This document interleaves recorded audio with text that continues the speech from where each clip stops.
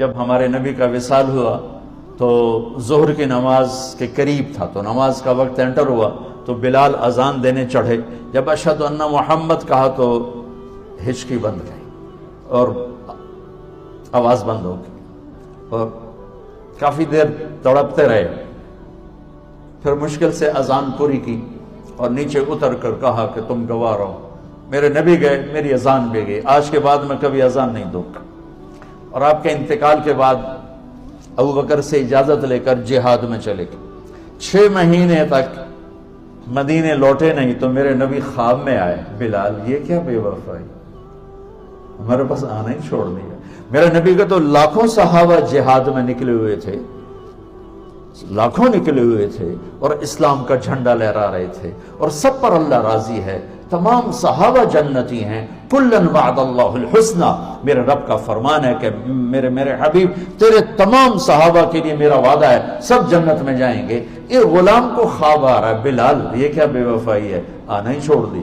بلال ایسے اس خواب کے سحر میں گم ہوئے کہ انہیں یوں لگا جیسے اللہ کے نبی زندہ ہیں اور یاد فرما رہے ہیں. انہوں نے اسی وقت اونٹنی تیار کی، 3 ہفتے کا سفر 1 ہفتے میں کیا، دن رات اونٹنی کو بھگایا اور مدینے میں انٹر ہوتے ہی نعرے لگانے شروع کر دیا، رسول اللہ میں آ گیا، میں آ گیا. جب قریب پہنچے تو پھر خیال ہے کہ اب تو فوت ہو چکے ہیں. پھر اس کی چیخ نکلی، قبر سامنے تھی اس وقت، اور جا کے قبر پہ گر گئے ایسے. کہا یا رسول اللہ میں تو آ گیا ہوں، آپ کہاں؟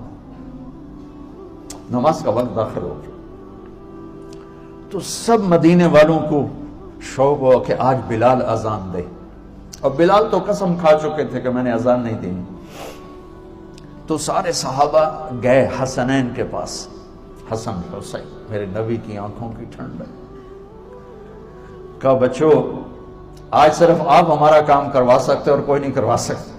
انہوں نے بچوں نے کہا کیا؟ ایک 7 سال کے تھے، ایک 6 سال کے تھے. کہا آج بلال سے کہو اذان دے، اور کسی کی نہیں مانیں گے. ابو بکر بھی کہیں گے تو نہیں مانیں گے.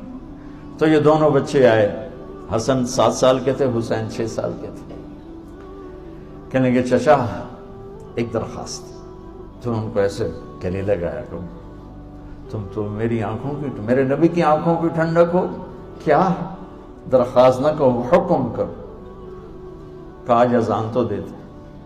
تو وہ چھلک پڑے، کہنے لگے بچوں میں نے قسم کھائی تھی کہ میں اذان آئندہ نہیں دوں گا، لیکن تمہاری خاطر میں قسم توڑتا ہوں. جب وہ اس دیوار پہ چڑھنے لگے جہاں چڑھ کے اذان دیتے تھے تو اسی وقت ہی لوگوں کی سانسیں بند ہو گئی، سانس روک گئی، لمحات تھم گئے جیسے سورج کو بھی کہیں قرار آ گیا ہو، اور سب کی نظریں ایسے لگی ہوئی تھی، ایسے لگی. ایک انصاری عورت کا گھر تھا مسجد کے ساتھ، اس کی چھت پہ چڑھ کے اذان دیتے. بس انہوں نے اتنا ہی کہا اللہ اکبر،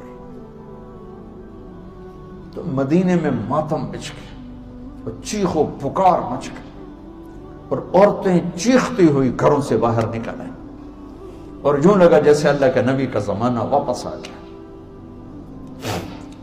یہ عزت اس غلام کو کہاں سے ملی ہے؟ در مصطفیٰ سے.